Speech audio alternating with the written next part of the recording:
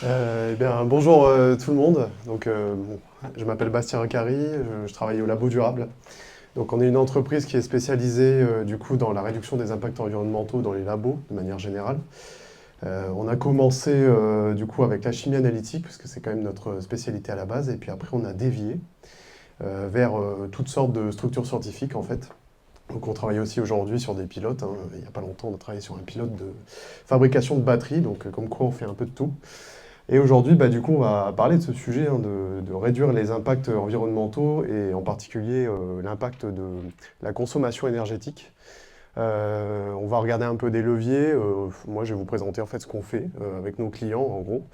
Donc voilà, derrière ce titre déjà un peu long, il y a quand même pas mal de choses derrière, et donc on va partir là-dessus. Le labo durable, comme je l'ai dit, on est déjà un laboratoire d'expertise analytique parce qu'on fait aussi des analyses en fait. On est surtout un cabinet de conseil en fait, hein. On a différentes activités que je vais vous présenter juste après. Donc il y a mon activité à moi, qui est du coup le conseil sur la réduction des impacts environnementaux, parce que je suis spécialisé là-dedans. Je suis ingénieur en chimie analytique à la base, et puis après j'ai arrêté de vendre mon âme à la chimie analytique. Et du coup je me suis spécialisé en analyse du cycle de vie, j'ai fait ma thèse sur le sujet. Le sujet était d'appliquer l'analyse du cycle de vie à la chimie analytique parce qu'il n'y avait rien du tout, en fait, il n'y avait même pas de données. Voilà, ça a été regarder si la CV était bien applicable et s'il y avait des données. Il faut savoir que la CV, elle est appliquée dans tous les autres secteurs industriels, et la chimie analytique, il y avait absolument rien avant et même pas de publication sur le sujet, en fait. On est 7 experts dans le labo durable aujourd'hui. On a 3 thèses terminées, dont la mienne dont je viens de parler, et une qui est en cours sur notamment l'intelligence artificielle. C'est un gros mot, je pense que si ceux qui s'en occupaient étaient là aujourd'hui, ils me taperaient. Donc c'est plutôt des algorithmes génétiques, voilà, si je veux être précis, et l'application de ces algorithmes génétiques au retraitement des données, en chimie analytique en particulier. On fait énormément de conférences, c'est plus 15, je pense que c'est pas à jour, on est plutôt à plus 20 sur ce sujet parce qu'il y a besoin de beaucoup de sensibilisation là-dessus, on sensibilise beaucoup. Et nous, on est basé en Auvergne. Alors moi, je suis à Bordeaux parce qu'on a à distance la plupart du temps, mais on a un bâtiment en Auvergne qu'on a choisi de retaper, un ancien bâtiment en Auvergne, plutôt que de construire. On avait fait des calculs même pour ça.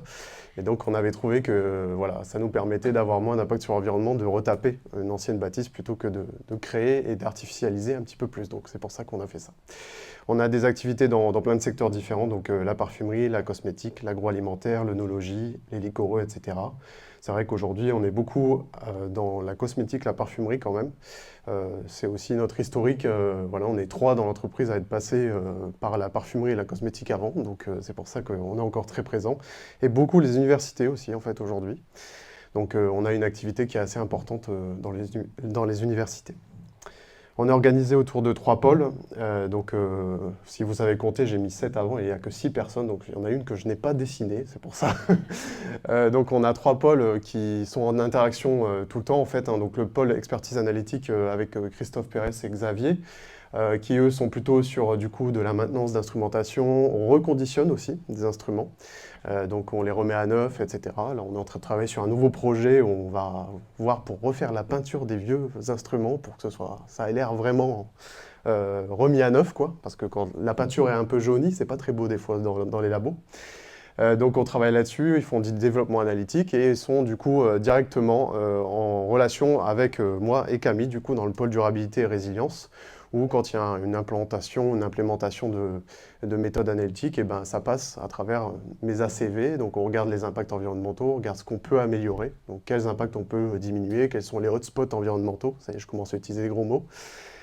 Et ensuite, on travaille ensemble pour avoir du coup une méthode qui a un impact environnemental le plus bas possible avec les moyens qu'on a. On fait différentes actions hein, avec Camille, on ne fait pas uniquement des ACV, on a aussi des bilans carbone, bilans GES dans des laboratoires qu'on met en place. On a de l'accompagnement sur plusieurs années, parce que vous savez que souvent les plans de réduction des impacts, c'est 2030, voire 2050 des fois. Donc c'est des plans sur plusieurs années et beaucoup de formations, de plus en plus de formations. Donc on a été certifié Calliope cette année d'ailleurs. Et du coup, je fais beaucoup de formations aussi dans les laboratoires. C'est une bonne porte d'entrée pour sensibiliser, mais aussi pour avoir des connaissances, parce qu'il y a plein de gens qui veulent faire des choses, et en fait, ils ne savent pas par où commencer. Et des fois, ils commencent par des endroits où c'est pas forcément là qu'il faut commencer.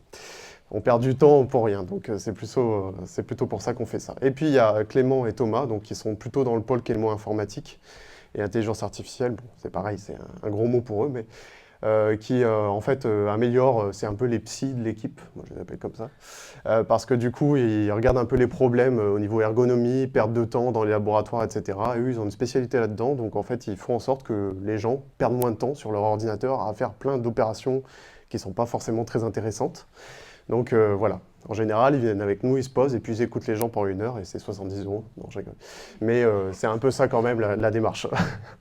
Donc voilà, on a plein de missions différentes, je vous laisserai les lire en détail si vous avez du coup le PDF de la présentation, parce que j'ai déjà un petit peu présenté tout ça.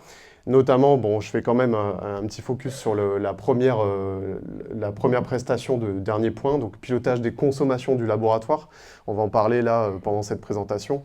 C'est notamment un prérequis pour les bilans carbone dont j'ai parlé. Forcément, la consommation électrique dans les labos, si on ne la relève pas et si on ne la mesure pas, il n'y a pas de bilan GES, ou alors on fait des estimations, et du coup, des fois, il vaut mieux rien faire que de faire vraiment des grosses estimations à la louche, quoi. Alors, on va commencer par rappeler quelques enjeux. J'aime bien quand même rappeler quelques enjeux globaux. Alors, c'est pas hyper gai en général, hein, puisqu'on va parler d'environnement, donc vous allez voir qu'il y a quelques défis à relever quand même. J'aime bien repasser sur les limites planétaires. Je ne sais pas si vous connaissez un peu ce que c'est les limites planétaires. En fait, c'est des limites physiques qu'il ne faudrait pas dépasser pour vivre dans un monde durable. Donc, il y en a que vous allez reconnaître facilement. Par exemple, en haut à gauche, vous avez donc changement climatique, donc ça va, je pense que tout le monde connaît à peu près. Et des choses qui sont un petit peu moins vulgarisées et qu'on connaît un petit peu moins. Alors, quand on fait de la CV, on les connaît bien, mais par exemple, du coup, le changement d'usage des sols, dont on parle de plus en plus aujourd'hui quand même avec les constructions, enfin l'artificialisation, les nouvelles routes, etc. L'intégrité de la biosphère, ça c'est un petit peu plus technique, c'est quand par exemple il y a une espèce qui disparaît, elle avait une fonction en fait, et donc cette fonction elle est perdue, donc est-ce qu'il y a une autre espèce qui va remplacer cette fonction perdue, etc. Donc voilà, c'est quand même assez technique, et il y a des calculs derrière qui sont faits. Alors mauvaise nouvelle, bon, il y en a 9 qui ont été théorisés, et on est à 6 limites dépassées sur 9. Il faut savoir que en fait, celles qui ne sont pas dépassées en général, c'est parce que le calcul n'a pas été fait encore. Donc en général, que le calcul est fait, c'est dépassé. Il y en a quand même une qui a été dépassée par le passé, ça fait beaucoup de passé, et qui du coup est revenue un petit peu dans la zone de sécurité, comme on l'appelle. Donc c'est l'appauvrissement de l'ozone stratosphérique. Vous avez sûrement déjà entendu parler du trou dans la couche d'ozone. Donc c'est exactement ça. Donc on a interdit la production de CFC, HCFC, etc. Et du coup, on retrouve en fait une situation qui est plutôt désirable aujourd'hui. On n'est pas revenu à l'état des années 70, mais c'est en train d'arriver. Et donc voilà, il y a beaucoup de défis à relever parce qu'on est à... Enfin, c'est prévu qu'en fait on soit à 8 limites planétaires dépassées sur les 9. Donc voilà, l'habitabilité de la Terre est de plus en plus menacée, comme dit France Info. On a un autre élément qui est assez intéressant à regarder, c'est ce qu'on appelle la grande accélération, qui a été théorisée du coup, qui met en parallèle du coup des tendances socio-économiques. Donc par exemple, là vous pouvez retrouver, il y a un peu de tout, l'utilisation d'eau, on en parlait juste avant, la production de papier, l'augmentation de la population aussi aujourd'hui. Alors, on ne va pas du tout parler de diminution de population aujourd'hui, je vous rassure. Mais il y a aussi des tendances à côté du système Terre qui sont intéressantes à regarder et à corréler aussi. Donc, il y a une augmentation forcément de la concentration de CO2, ça vous le savez un petit peu. On a aussi des pertes de forêts tropicales, etc. Et donc ça sert aussi de base pour dire il faut changer notre mode de vie, notre mode de travailler aussi, parce que du coup ça a une influence directe sur le système Terre. Alors j'aime bien aussi faire un petit point sur la situation en France. Alors ici on parle des émissions carbone. Vous allez souvent entendre, l'année dernière ça a été le cas aussi, les ministres de la transition écologique, chaque année, ils vont vous dire que c'est une année exceptionnelle, qu'on a baissé nos émissions, etc. On parle souvent des émissions territoriales et on ne parle pas des émissions importées. Il y a une différence, d'ailleurs c'est ça qui est important de regarder un petit peu les mots qu'on utilise, entre empreinte carbone et émissions. Émissions, on parle souvent des émissions territoriales en France, mais en fait aujourd'hui, on sait que les émissions importées, donc tout ce qu'on consomme et qu'on importe, et même les délocalisations d'activités françaises à l'étranger, c'est aujourd'hui à peu près 40% de notre empreinte. Et en fait, quand on regarde année après année, donc là il y a 95-2018, ça n'a pas beaucoup changé. Il y a peut-être eu le Covid à un moment qui a baissé, mais c'est reparti à la hausse après. On se rend compte qu'en fait, il n'y a pas beaucoup de modifications d'année en année. On est toujours à peu près constant, c'est juste qu'en fait, on a délocalisé nos émissions et on les a plus sur le territoire. Donc, je ne dis pas que c'est mal hein, de baisser nos émissions territoriales, mais en tout cas, il y a encore du travail. Et nous, on se sert aussi de ces choses un petit peu globales pour se dire, le ramener au niveau du labo et de dire, voilà, si on peut acheter moins de choses et des consommables qu'on utilise plus longtemps, c'est aussi ces émissions importées qu'on réduit. Parce que bon, tout n'est pas fait non plus localement. Pour revenir un petit peu sur l'énergie, parce que c'est quand même un peu le sujet aujourd'hui, ici vous avez l'évolution de la consommation de l'énergie primaire dans le monde, donc qui augmente, hein, pas trop de surprise. Le problème, c'est qu'on a l'impression qu'en fait on est majoritairement sur de l'énergie renouvelable, etc., mais c'est pas du tout le cas. En fait, si vous regardez un petit peu ce graphique, on est à peu près à 84% d'énergie fossile aujourd'hui dans le monde. Donc on est majoritairement dépendant encore des énergies fossiles. Alors c'est caché par ma tête en haut à droite, mais on est à quelques pourcentages, merci, quelques pourcentages d'énergie renouvelable et 5% à peu près d'énergie nucléaire. Nous, il faut savoir qu'on n'est pas du tout représentatif de ce graphique puisqu'on est majoritairement dépendant de l'énergie nucléaire. Donc, mais c'est important de savoir que ça n'est pas le cas partout dans le monde, même si on entend beaucoup parler des énergies renouvelables. Et surtout, quelque chose qui est assez intéressant à regarder aussi, vous avez l'évolution de la population mondiale en milliards ici, et vous voyez que du coup, la consommation d'énergie augmente plus rapidement que la population, ce qui veut dire qu'on consomme plus d'énergie par personne par rapport à avant. Voilà, il y a ça aussi à prendre en compte. Encore une fois, sur la consommation d'électricité, ça rejoint un petit peu ce que je disais avant. Ici, je vous présente un peu le bilan carbone sur une année d'un Français moyen.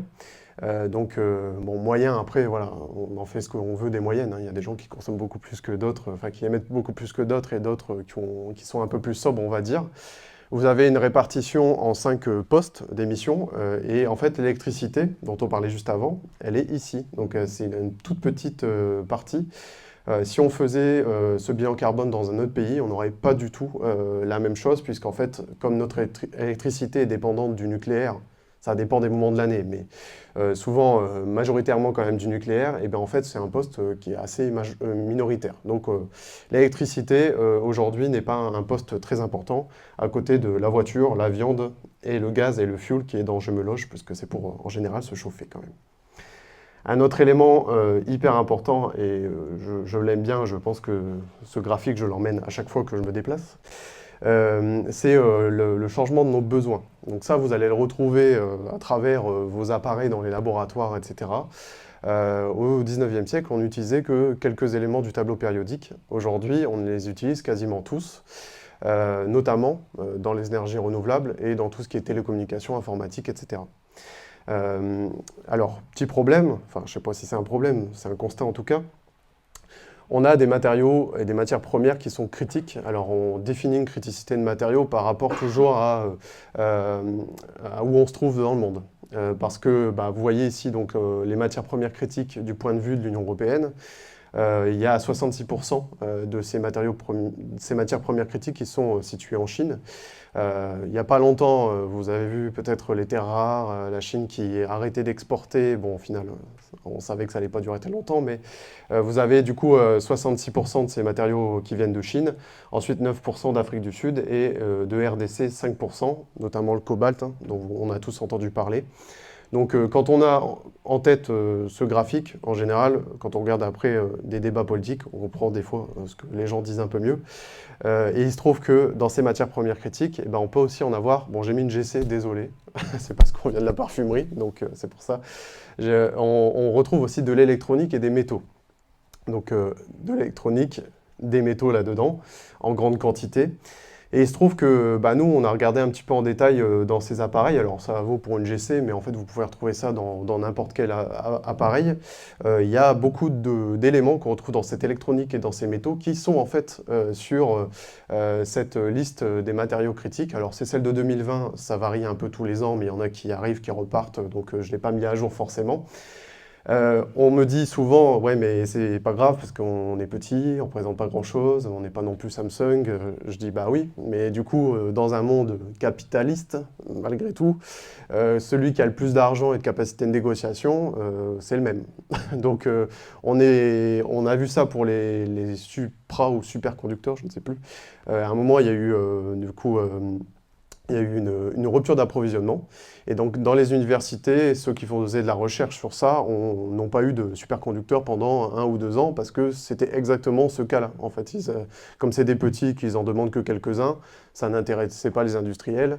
Et voilà, nous, ce sera un petit peu pareil. Avec nos matières premières critiques, je pense que si votre labo se retrouve en face d'Apple, je pense que la personne qui vend les matières premières critiques va choisir Apple. Voilà. Donc c'est intéressant de s'intéresser à cette question. C'est aussi pour ça qu'on s'est intéressé, nous, au reconditionné et à l'allongement des durées de vie des appareils, etc. Parce qu'il y a aussi cette question-là qui est derrière. Des fois, on a l'impression de faire un peu les Cassandres, parce que du coup, on a l'impression d'être un peu déconnecté. Et puis en fait, l'actualité nous rattrape des fois. Bon, je tiens toujours à rappeler que Cassandre, à la fin, elle avait raison quand même. On a aussi donc dans ces métaux des taux de recyclage qui sont très variables et qui sont plutôt bas pour certains. Bon, peut-être que vous avez oublié, mais du coup, par exemple, le lithium, là, donc a un taux de recyclage qui est très bas, donc inférieur à 1%, et c'était dans la liste des matières premières critiques d'avant. Donc bon, on commence à capter qu'il y a quand même des choses qui vont bloquer au bout d'un moment. Et un graphique que j'aime beaucoup, qui a été fait par un de mes amis, donc Alexandre Charpentier, qui était dans mon groupe de recherche. Ici, vous avez donc la durée de vie du métal dans l'économie après leur extraction. Donc, ça avait été publié dans Nature Climate Change. Vous avez en fait tous les métaux et la durée de vie du coup dans l'économie, ça s'appelle la dissipation des métaux.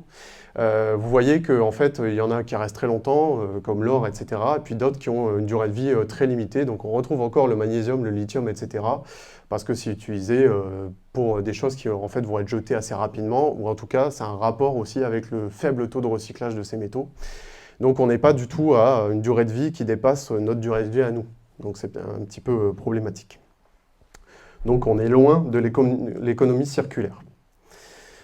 Donc nous, on trouve du coup qu'il y a un équilibre à restaurer dans les laboratoires. Alors ça, c'est une image de Christophe Pérez que je n'assume pas du tout, mais bon, je la mets quand même avec un âne. Nous, on nous a toujours dit d'être productif, d'assurer la justesse, la répétabilité, etc. Ça, on l'a entendu plein de fois. Mais nous, on rajoute un peu ce troisième pied au laboratoire qui est du coup la durabilité. Et quelque chose qui est intéressant à regarder, c'est en fait le laboratoire et ses parties prenantes.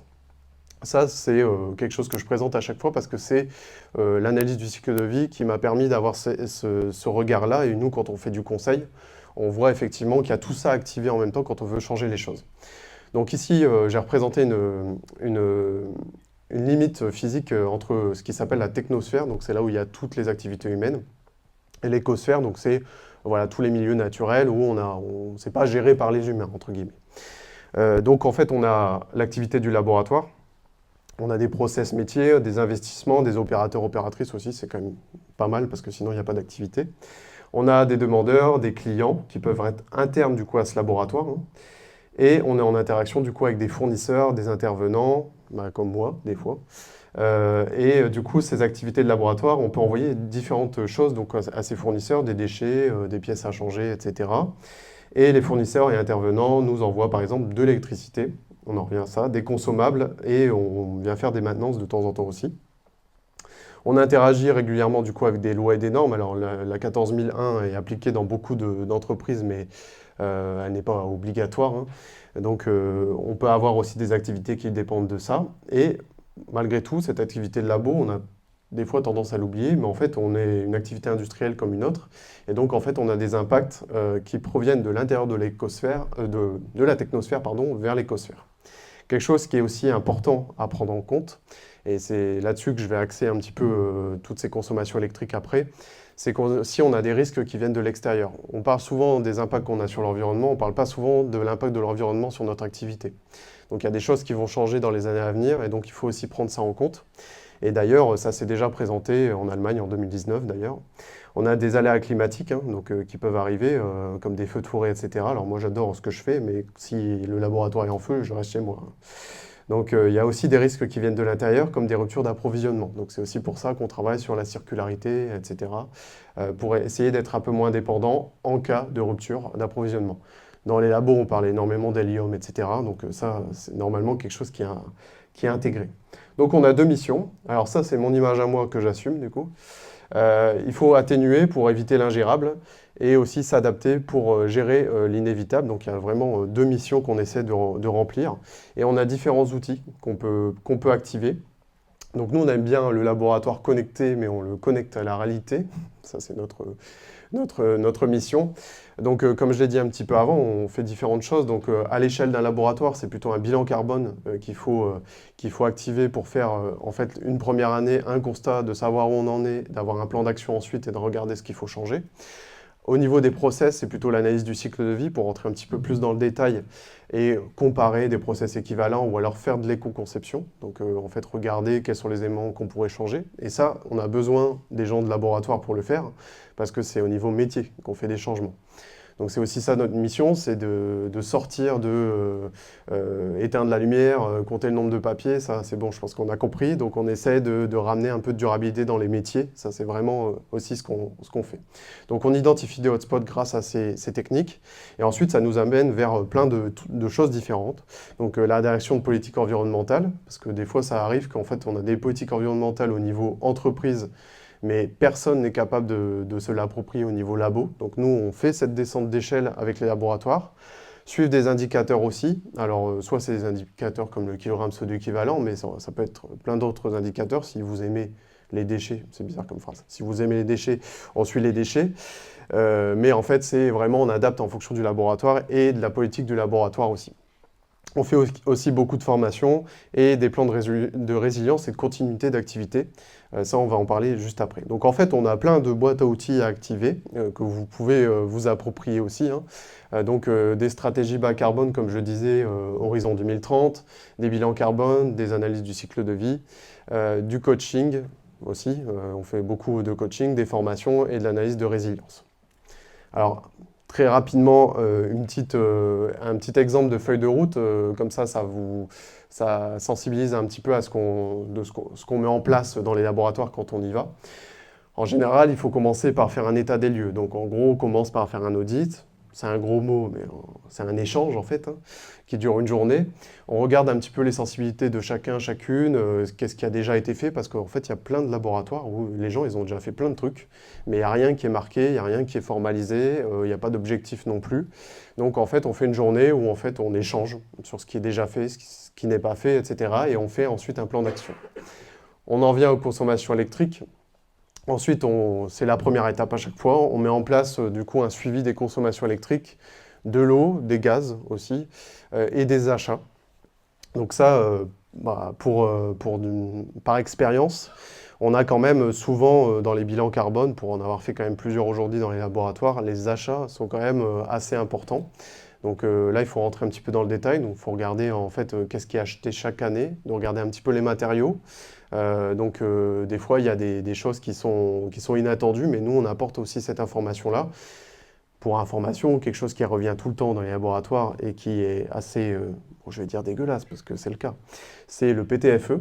Donc le PTFE, en fait, c'est inattendu, c'est en petite quantité, mais en fait, à un moment, il y a je ne sais plus comment il s'appelle ce gaz, dans le process de fabrication, il y a une émission d'un gaz qui est 15 000 fois plus réchauffant que le CO2, en petite quantité, ce qui fait qu'en fait, si vous avez un petit peu de PTFE dans vos septums, dans ce genre de choses, et du coup, ça peut faire basculer un bilan carbone de labo. On dirait pas, mais c'est le cas. Donc normalement, il y a une norme qui a été faite pour récupérer ce gaz dans les process industriels, mais, il y a toujours un mais, dans Nature, il y a eu une étude qui a été publiée donc, il y a 2 ans de ça pour dire qu'en fait, la concentration à l'atmosphère de ce gaz n'avait pas changé. Donc en fait, on préfère ne pas prendre en compte cette norme parce que on ne voit pas les effets vraiment sur l'atmosphère. Donc en fait, cette première année, en général, c'est quand même l'année du constat. Et donc on a un premier bilan GES qui est réalisé. Il faut faire les choses dans l'ordre parce que sinon après, on fait un petit peu tout dans n'importe quel sens. Donc on fait le constat la première année. On a des objectifs de réduction qu'on peut placer à la suite de ce bilan GES. Et ensuite, on peut faire quelque chose qui est assez intéressant, mais qui prend du temps. C'est référencer donc tous les fournisseurs et les partenaires du laboratoire et de leur communiquer, parce que ça, c'est quelque chose qui est hyper important, c'est communiquer les actions. Vous faites des choses, mais il faut communiquer à vos parties prenantes. Et ça, c'est directement en lien avec l'ISO 14001 dont j'ai parlé avant. Ça fait partie de cette norme. Il faut communiquer à vos parties prenantes ce que vous faites. Donc en fait, les fournisseurs, par exemple, si vous avez une politique environnementale, n'hésitez pas à leur envoyer, à leur dire, nous, on fait ça aujourd'hui. Donc en fait, il faudrait que vous vous pliez à nos engagements et à nos objectifs. Voilà. Par exemple, le PTFE. On peut questionner aussi certains fournisseurs pour dire, est-ce que vous avez des alternatives ou en tout cas, est-ce que vous travaillez dessus? Et au fur et à mesure, quand on a une adresse mail qui est un peu importante comme @merck.com, eh ben, ça peut avoir un effet, un effet d'influence sur ces gens-là. Et en fait, c'est du gagnant-gagnant au final, hein, parce que tout le monde modifie sa façon de faire. Ensuite, on peut aussi avoir un processus métier d'intérêt parce qu'il est beaucoup utilisé, parce que politiquement, c'est assez intéressant de le mettre en avant, qui est estimé par analyse du cycle de vie.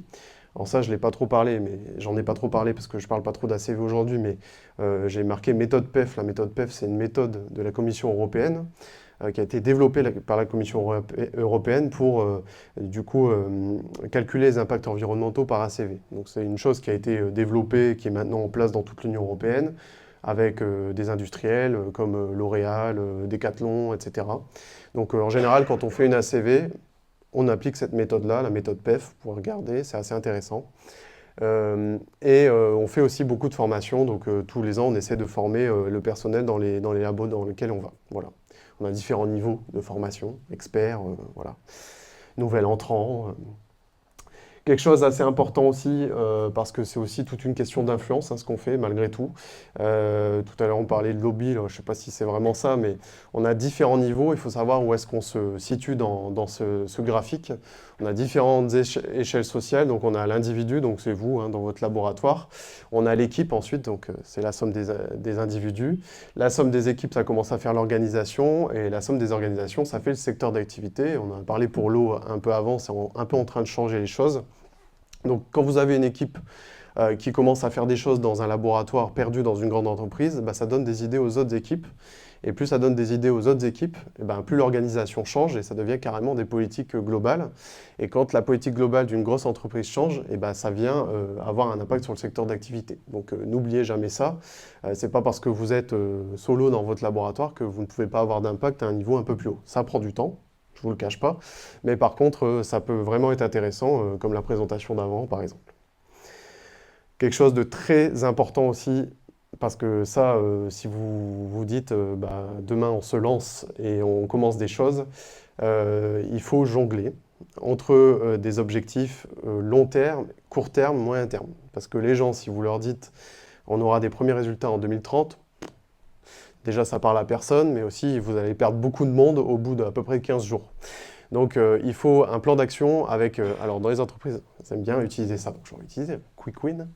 Donc, avec beaucoup de Quick Win, donc des choses un peu court terme. Donc, ça peut être une formation. En une journée, vous avez gagné en connaissances, et puis c'est des choses que vous pouvez lister à la fin de l'année. On met souvent en place aussi ce qu'on appelle le livret d'accueil pour les nouveaux arrivants. Donc, vous avez des livrets sécurité, très, très certainement. On n'a pas souvent des livrets environnement, donc on en fait, c'est assez rapide à faire. C'est des choses qui peuvent être marquées et en même temps, on met en place la mesure des consommations, etc. Donc ça, c'est plutôt du long terme et donc on essaie de jongler chaque année avec du quick win et du long terme. Voilà, donc il faut aussi réussir à jongler entre ces éléments-là. Alors tout à l'heure, j'ai parlé de l'électricité et je vous ai dit, au niveau de l'impact GES, en France en tout cas, l'électricité n'a pas un impact très important, malgré tout. Dans les bilans GES qu'on fait dans les laboratoires, c'est jamais vraiment le hotspot. C'est plutôt les achats, c'est plutôt les déplacements, parce que dans le bilan GES, il y a aussi ça. L'eau, en général, n'est pas un impact GES très important. Alors, ça a d'autres impacts environnementaux, hein. Tout à l'heure, on a parlé des limites planétaires. Vous avez vu qu'il n'y a pas que l'impact GES, mais en tout cas, quand on fait un bilan carbone, ça n'est jamais un hotspot. Ou alors, il y a vraiment une utilisation très outrancière, on va dire, de l'électricité, mais ça n'arrive pas souvent. Donc nous, l'électricité, on le considère en fait plutôt comme un poste à risque. Il y a des événements qui se sont passés. Nous, on a eu beaucoup de clients à l'hiver 2022. Malgré tout, notre activité, elle dépend très fortement des actualités. Voilà.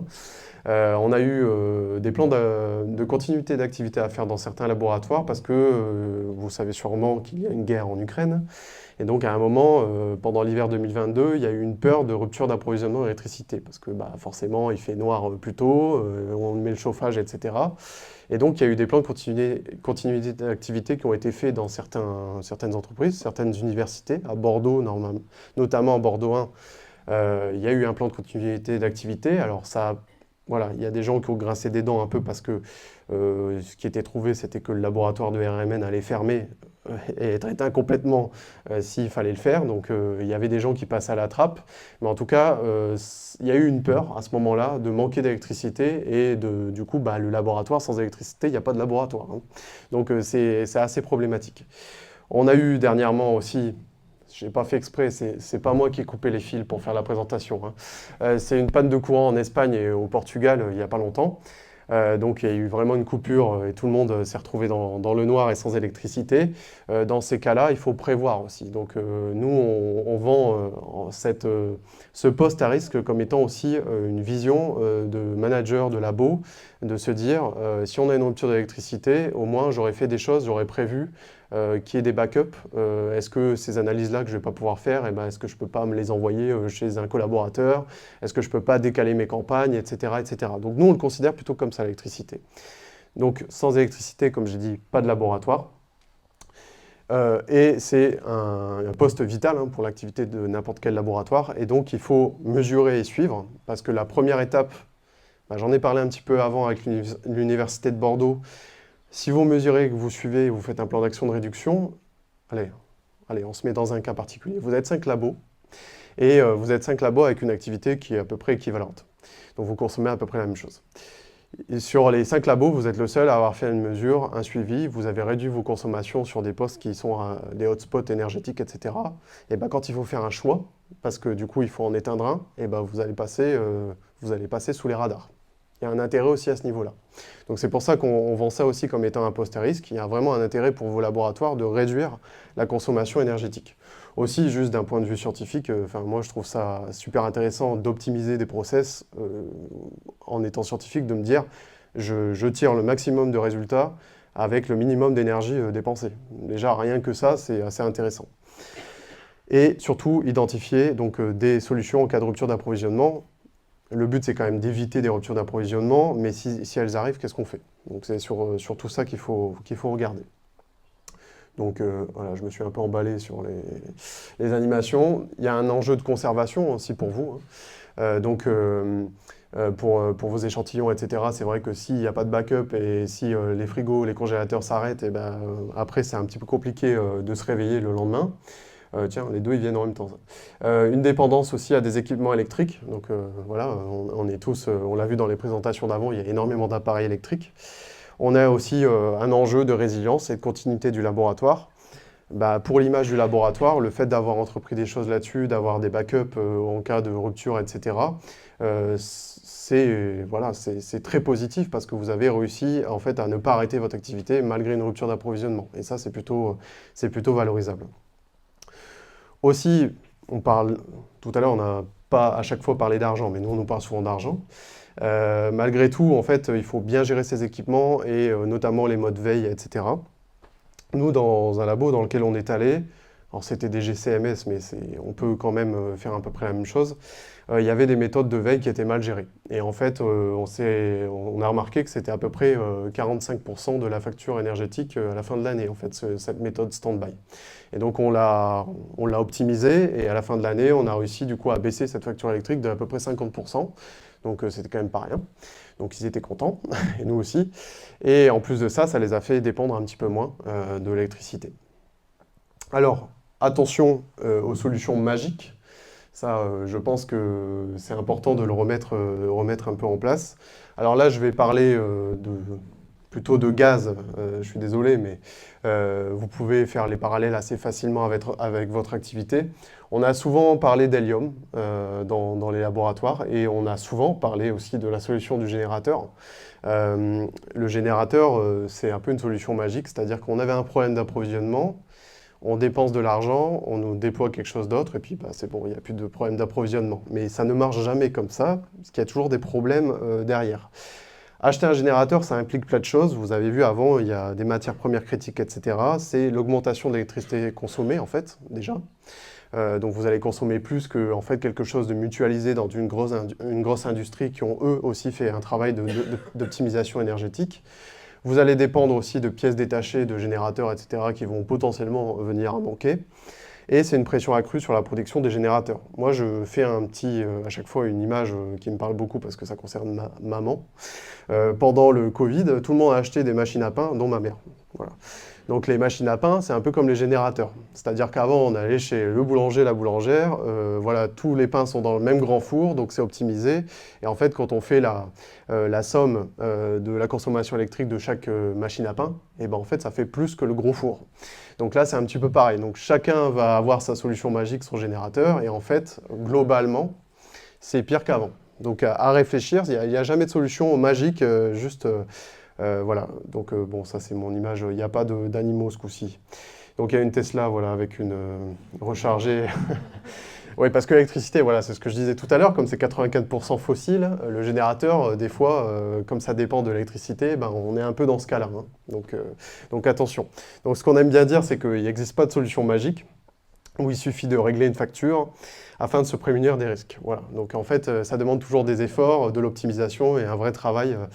On peut parler on en parlera peut-être après, des crédits carbone. Là, je ne vais pas me lancer là-dessus parce que je peux en parler pendant 1 heure, mais c'était un petit peu la même chose. On payait, et puis après on pouvait émettre, mais bon, on s'est rendu compte qu'il y avait des limites. Donc comment s'y prendre pour optimiser du coup la consommation? Eh ben, c'est déployer ce genre de prise. Donc nous, là j'ai mis carrément la photo de ce que nous on choisit. C'est tout simple, hein, ça se trouve dans n'importe quel magasin, ça coûte à peu près 15 euros. C'est un bon point de départ, voilà, vous pensez qu'il y a un instrument qui consomme beaucoup, vous le mettez derrière et puis vous regardez un petit peu ce que c'est la consommation. Ça peut vous faire un peu des tests sur des rampes de température, ce genre de choses, de regarder un petit peu combien ça consomme. Et déjà, avec rien que ça, vous pouvez commencer à optimiser certaines choses. Alors moi, quand j'ai ça dans les mains, c'est un peu comme quand je prends les règles chez Ikea, j'ai envie de tout mesurer. Donc ça peut faire pareil chez vous, mais c'est pas mauvais, je vous jure. Donc vous pouvez suivre des consommations. Donc avec une, vous pouvez suivre des consommations, par exemple, faire des tests sur des frigos. Voilà, si vous voulez augmenter les températures, pardon. Vous pouvez regarder un petit peu quel impact ça a et vous pouvez faire des calculs assez facilement pour voir ce que ça va vous faire gagner. Vous pouvez, si vous en avez plusieurs, suivre des consommations par zone. Par exemple, vous pouvez vous dire, bah, moi je vais faire toute ma paillasse, donc en fait vous en achetez 3, puis vous faites toute votre paillasse et vous regardez un peu ce que c'est pendant vos périodes d'activité, etc., etc. Vous pouvez vite trouver en fait des fuites de veille. En fait, on pense que le truc est éteint et en fait pas du tout. Ça consomme. Il y en a beaucoup dans les laboratoires. Et mettre en place un outil de visualisation, voilà, j'arrive plus à parler, ça y est, visualisation mensuelle pour suivre un petit peu les consommations chaque mois. Donc nous, c'est ce qu'on préconise parce qu'en plus, ça vous permet d'avoir un premier pied dans le bilan GES si vous voulez en faire un, comme c'est un des scopes qu'il faut couvrir. Donc ça vous permet pas que juste par curiosité d'avoir des choses, c'est que des fois, en fait, on se rend compte que dans des labos, il y a des choses qui nous échappent. Sur certains mois, il y a une augmentation de consommation électrique qu'on n'attendait pas. Donc ça nous permet de regarder si c'est vraiment lié à une augmentation d'activité ou alors si il y a quelque chose qui a été mal débranché ou mal utilisé, etc. Donc c'est encore une question d'optimisation. Et au niveau scientifique, c'est assez intéressant. Ensuite, ça nous permet d'identifier des leviers de réduction, hein, donc de repérer les appareils énergivores, les veilles inutiles, voir ce que je disais, dans des appareils qui consomment quand c'est éteint, parce que ça existe, donc des fois il faut vraiment débrancher. Travailler sur des modes stand-by, des plages horaires d'utilisation plutôt, ou voire mutualiser des équipements. Et aussi, malgré tout, quand on commence à mettre des choses comme ça en place, on commence à travailler sur la culture du labo. Donc il y a des choses qui sont faites, pardon, je parle plus dans le micro. Il y a des choses qui sont faites, et donc ça peut se dupliquer. En fait, c'est pour ça que c'est important de faire le livret d'accueil environnement, comme on parle, parce que si vous faites des mesures, il y a une nouvelle personne qui arrive, on lui dit directement, attention, nous, on suit nos consommations, donc s'il te plaît, fais pas n'importe quoi, parce que du coup, nous, on fait attention à ce qu'on fait. Voilà. Donc c'est assez important de faire ça. Et aussi, du coup, la dernière étape, c'est préparer la réponse en cas de coupure, lister des équipements un peu vitaux, ceux où vous ne pouvez vraiment pas vous en passer, et c'est vraiment ce qui est dit dans la résilience. En général, un équipement vital, c'est 80% de votre activité dépend de cet équipement. Donc c'est à peu près ça. Définir des scénarios, des plans de continuité d'activité, donc soit avoir un groupe électrogène, des onduleurs, une priorisation des usages aussi, et prévoir une procédure de mise en sécurité de certains échantillons, c'est hyper important. Donc nous, on a notre solution maison, hein, on appelle ça le carnet de santé. Alors ça, c'est la dernière version, mais ça, c'est l'avant-dernière version. Ça permet en fait de visualiser, c'est ça que ça donne à la fin. Donc des paillasses, là c'est le cas d'un... c'est un cas, enfin c'est une bêta et ça ne correspond à rien ces données. Mais vous avez donc les consommations par paillasse. Donc en fait, on a repéré différents éléments que je vais mettre en avant après, qui nous permettent en fait d'analyser mois après mois des consommations et si on a des objectifs de réduction aussi les suivre mois après mois. Donc ce que permet un suivi régulier, ça s'appelle ConsoLab, hein, ce qu'on a développé, ce que permet un suivi régulier. Alors là, vous avez donc les mois de 2023 et à côté 2024. En fait, on a repéré donc plusieurs éléments. Alors ça, c'est vraiment des données d'un client qui nous a autorisé à les présenter. Donc on avait la paillasse 5, qui était un hotspot énergétique. Donc la paillasse 5, c'est celle-là. Alors, bon, en live, désolé, mon doigt, vous ne le voyez pas, mais... donc c'était un hotspot énergétique. On a vu qu'il y avait une augmentation d'activité de 2024 par rapport à 2023 et des pics de conso en janvier, mars et avril. Donc en fait, les actions qu'on a eues, juste grâce à ce suivi, c'était qu'on a approfondi les consommations de la paillasse 5. Il y avait des méthodes en place dessus, on a vu que c'était le hotspot, et du coup, on est rentré dans le détail, on a fait une ACV de la méthode, et donc on a regardé ce qu'on pouvait changer sur la méthode, et donc on a réduit en fait ces consommations en réduisant le temps d'analyse ou ce genre de choses. Voilà. Donc on a eu une action chiffrée, et en fait on savait ce qu'on gagnait, donc ça c'était plutôt intéressant. On a identifié qu'effectivement, quand il y avait une augmentation de consommation, c'était bien lié à une augmentation d'activité, parce qu'il y avait eu des campagnes à ce moment-là, et un stagiaire, et plein de choses comme ça. Et on a décalé aussi on s'est demandé si on pouvait décaler certaines activités. Parce que la tension sur le système électrique, elle arrive souvent pendant l'hiver. Il se trouve que là, les pics, c'est aussi pendant l'hiver. Et en fait, il n'y avait aucune urgence en fait, à faire ces analyses à ce moment-là. Et donc, on s'est dit, si à un moment, il y a une tension sur le système électrique, vous pourrez les faire peut-être en mai, par exemple, ces analyses. Donc, on a mis ça en place et maintenant, c'est devenu un process dans le laboratoire où ils savent qu'ils peuvent décaler cette activité-là. Comme je le disais, cette étape de collecte des données, là, de suivi des consommations, c'est une étape phare du bilan GES.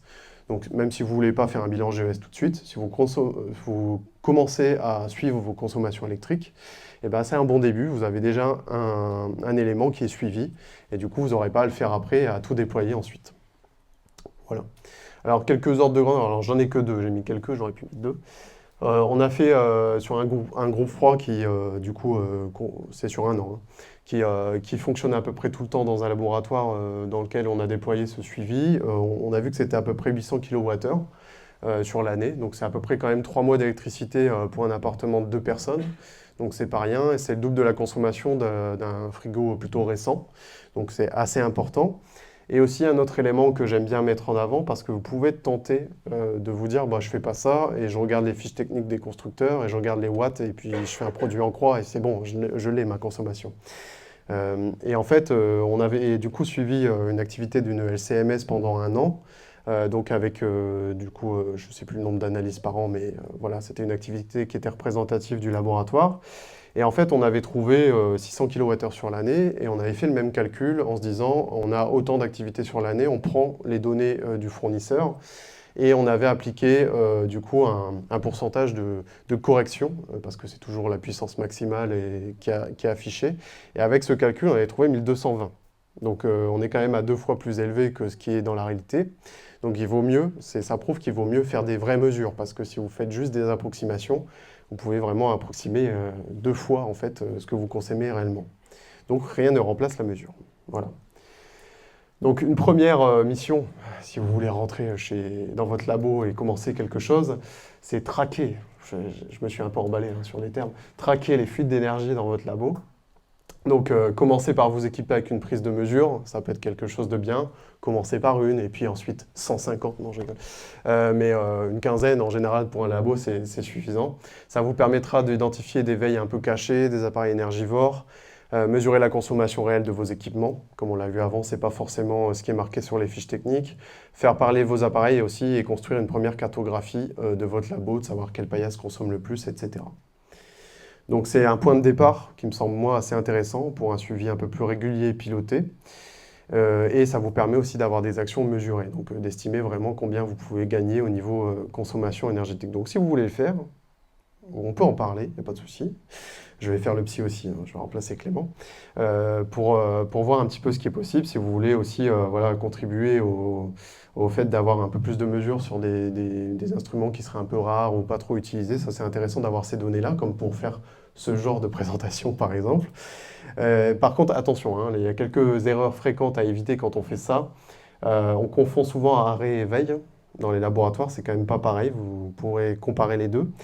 Se fier aux fiches techniques, ça je l'ai déjà dit. Sous-estimer des petits appareils. Des fois, on a l'impression que, comme l'ALC ou ce genre de choses, on se dit ah, ça va être énorme, on va se concentrer là-dessus. Et en fait, des fois, il y a des tout petits appareils parce qu'ils ne sont pas optimisés et parce que c'est des petits appareils qui consomment pas mal, en fait.